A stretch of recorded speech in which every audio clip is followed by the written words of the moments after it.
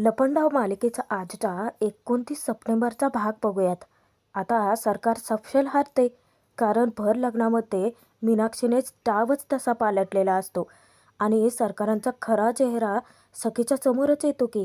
त्याच वेळेस सखीचं सगळं बोलणं सरकारांच्या मनातून जात नाही, कारण तिचा एक प्लॅन होता सखीचं लग्न करून सगळी प्रॉपर्टी आपल्या नावावर करून घ्यायची. पण तो प्लॅनच फिसकटला की.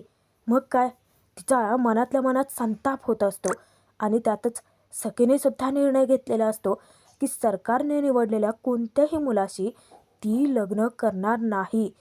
आणि त्याच वेळेस अचानक सगळ्यांचे घरातले फोन वाजायला चालू होतात. आता सखी लाईव्ह आलेले असते आणि लाईव्हच ती अख्ख्या जगासमोर स्वतःच्या लग्नाची घोषणा करणार असते. ती स्वतःची ओळख करून देते की हाय, मी सखी कामत ग्रुप ऑफ कंपनीज चे ओनर राघव कामत आणि तेजस्विनी कामत यांची मुलगी. मला तुम्हाला हे सांगायचं आहे की मी लग्न करते. त्यावर इकडे गौतमला हसू येतं. नाही म्हणजे माझ्या लग्नाची घोषणा करण्याचे हे सगळं तुम्हाला सांगत नाही आहे. खरं तर मला तुम्हाला हे सांगायचं होतं की मी स्वयंवर करते. म्हणजे अर्थात तुम्हाला सगळ्यांना वाटेल की आई वडील मुलीसाठी मुलगा पसंत करतात, पण काय आहे, माझी आई आणि मी आमच्या दोघींमध्ये मुलाबद्दल चॉईस जुळतच नाही आहे. म्हणूनच मी स्वतः ठरवलं माझ्यासाठी मुलगा मीच निवडला. आता तुम्हाला स्वयंवर म्हटलं की खूप ओल्ड वाटेल, नाही म्हणजे तुम्हा सगळ्यांना वाटेल की या आजच्या जनरेशनमध्ये असं कोणी करतं का. तुम्हाला प्रश्न पडला असेल की हे वर्क तरी होईल की नाही. पण आता करून बघितल्याशिवाय कसं कळणार ना ते वर्क होईल की नाही. म्हणूनच मी स्वतःचं स्वयंवर करते. सखी मनातल्या मनात दुःख गिळत सगळ्यांशी हसून बोलण्याचा प्रयत्न करते. हां, अर्थात तुमचे अजून काही प्रश्न असतीलच की, म्हणजे स्वयंवर कसं असेल, त्यामध्ये राऊंड्स काय असतील, स्वयंवराचे नियम काय असतील. बघत राहा मित्रांनो, पुढच्या सगळ्या अपडेट्स मी तुम्हाला देतच जाईन.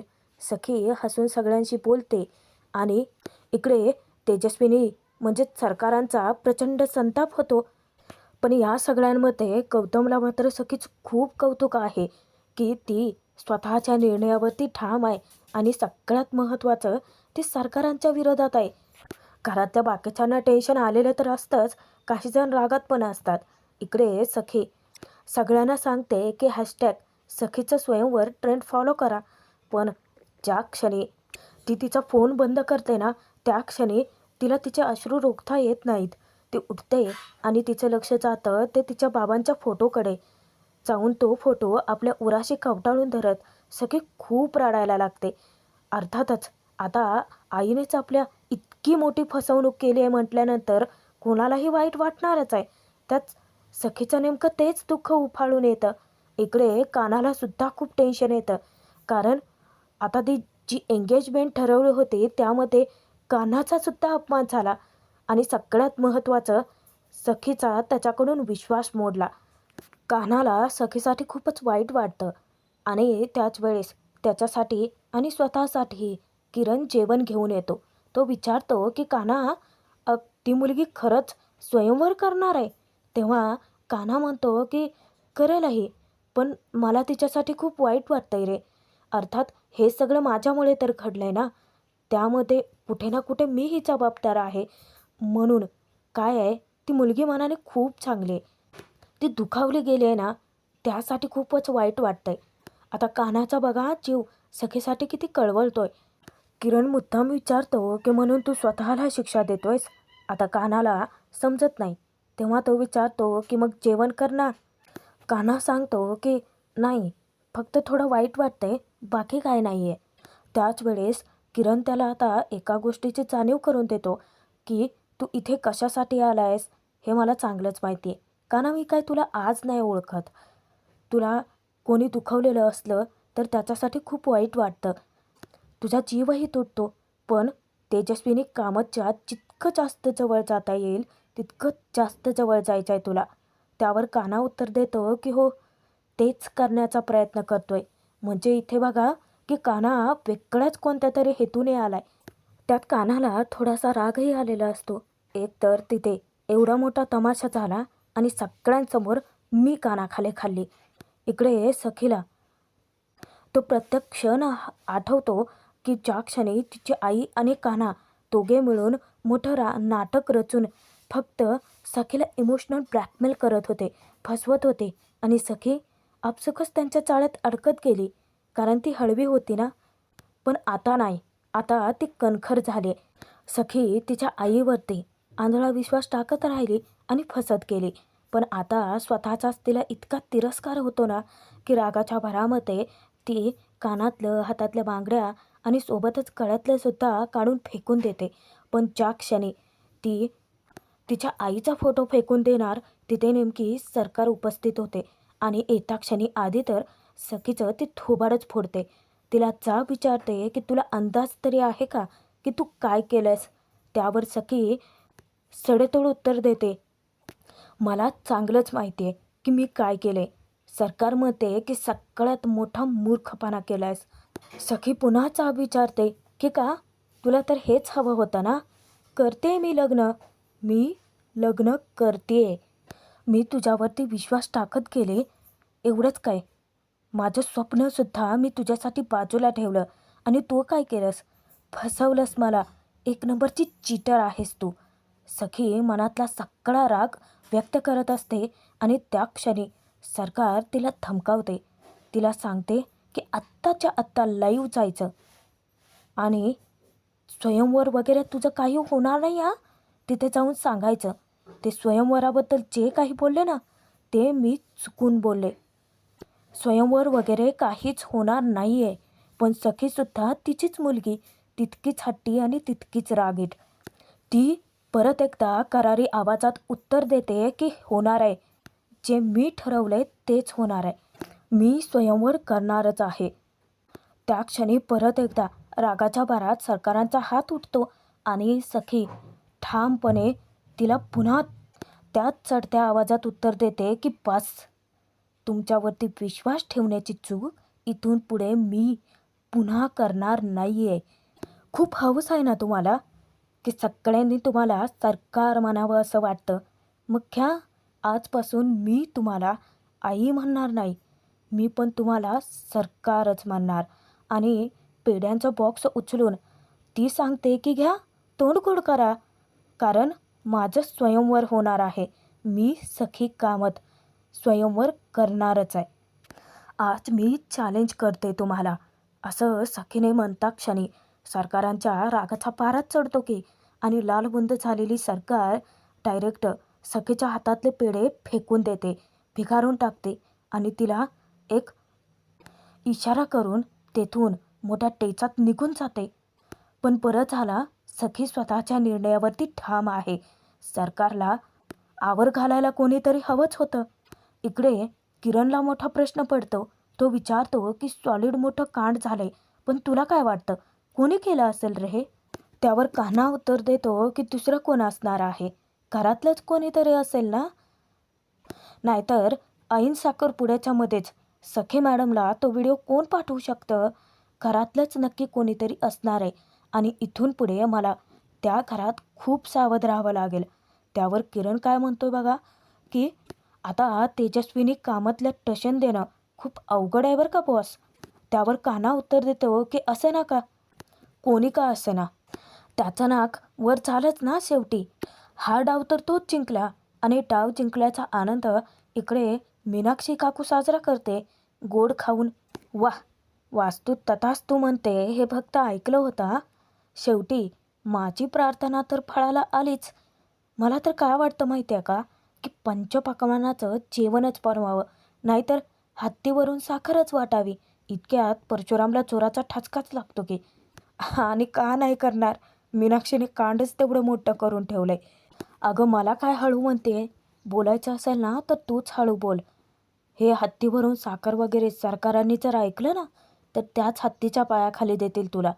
आणि घरात एवढं सगळं महाभारत घडलंय आणि इथे मी आनंदाने जेवण करतोय, इतकं जरी सरकारांना कळलं ना तर तो माझं काय हाल करतील ना सांगता नाही येणार. त्यावर मीनाक्षी चिडून म्हणते, बस करा हो त्या सरकारांना तुमच्या घाबरणं. आणि तसंही तुमच्या सरकारांच्या तलवारीची जे धार आहे ना ती हळूहळू कमीच होत चालले. आता सखीने जो काही गुंता करून ठेवलाय ना तो आपण सोडवायचा. मीनाक्षीच्या डोक्यात काय कारस्थान शिजतंय परशुरामला अजूनही उमगत नाही. आता इकडे जो डाव मीनाक्षीच्या डोक्यात शिजतोय अगदी तसाच डाव उर्मिलाच्या सुद्धा डोक्यात शिजतोय. ती गौतमला प्लॅन समजावून सांगते. तिला त्या घराचे सरकार बनायचं आहे ना, सरकारांची जागा घ्यायची स्वप्न बाळगते उराशी. मग ती गौतमला प्लॅन समजावते की मी एक काम करणार, सखीच्या स्वयंवरासाठी मी माझ्याच नात्यातला मुलगा बघणार. आणि मग काय, एकदा आपण ती परिस्थिती निर्माण करायची की सखीने फक्त त्याच मुलाची निवड केली पाहिजे. आणि मग बघ मजा, या घराची सत्ता परत आपल्या हातात असेल. मी या घराचे सरकार असेन. हे बघ, सखीचं आणि तुझं बॉन्डिंग स्ट्रॉंग आहे. तुझ्या सखीवरती खूप प्रेम आहे. मग तू एक काम करायचं, त्याच प्रेमाचा फायदा उचलायचा. सखीकडून या स्वयंवरात जे काही चॅलेंजेस असतील ते नेमके काय आहेत ते माहिती करून घ्यायची. आणि मग बघ, हा डाव आपणच जिंकू. मी या घराची सरकार. आणि मग अरे तुला हवं ते करू शकतोस ना. गौतमला खूपच हसू येतं, कारण गौतमचं सखीवर जीवापाड प्रेम आहे आणि तो तिच्याशी अशी दगाबाजी नाही करणार. हेही तितकंच 100% खरं आहे. आता इकडे परशुरामला अजूनही वाटत नाही आहे की डाव ते टाकतात पण जिंकतील की नाही. परशुराम अविश्वास टाकत विचारतो की पण तुला कसं वाटतंय? हे सगळं ना त्या सखीच्या हातात आहे, आपल्या हातात काहीच नाही आहे. अगं, कारण जे चॅलेंजेस आहेत ते सखीला माहिती आहेत ना. आणि ती त्याबद्दल तुला का सांगेन. त्यावर मीनाक्षी त्याच्याजवळ जाते आणि हसून उत्तर देते, कारण मी सखीची लाडकी काकू आहे ना. तेव्हा परशुरामला आता कुठे उमेद निर्माण होते. आता मीनाक्षीच्या डोक्यात जे कारस्थान शिजतंय तिला पक्की खात्री आहे की उर्मिलासुद्धा अगदी तसंच काहीसं करण्याचा प्रयत्न करेल. आणि मग काय, परशुराम विचारतो की बरं मला हे सांग की या सगळ्यांमध्ये माझा काय रोल आहे. त्यावर मीनाक्षी उत्तर देते की हां, अगदी बरोबर प्रश्न विचारलात. काय आहे, तुम्ही फक्त गौतम भाऊजींना सांभाळा, कारण गौतम भाऊजींवरती सखीचा पूर्ण विश्वास आहे. आपण एक काम करायचं, आपण आपल्या माहितीतला मुलगा आणायचा. हां, पण तो सरकारांच्या विरोधात जाणारा असावा. आता या चौघांचंही आपापल्या परीने प्लॅनिंग चालू आहे बरं का. सत्ता स्वतःच्या हातात काबीज करण्यासाठीची खटाटोप.